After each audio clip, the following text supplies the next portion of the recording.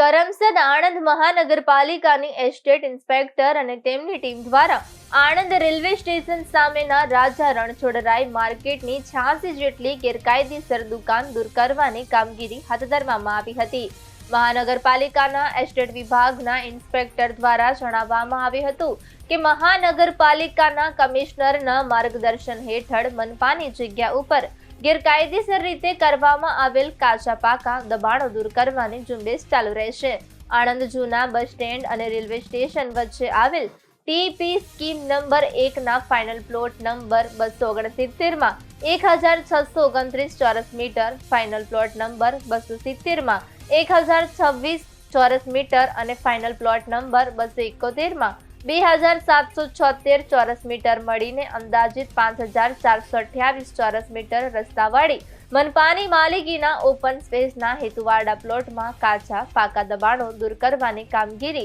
કરમસદ આણંદ મહાનગરપાલિકાના એસ્ટેટ વિભાગ દ્વારા કરવામાં આવી, જેમાં મહાનગરપાલિકાના માલિકીનો ઓપન સ્પેસના હેતુવાળો પ્લોટ ખુલ્લો કરવામાં આવ્યો છે.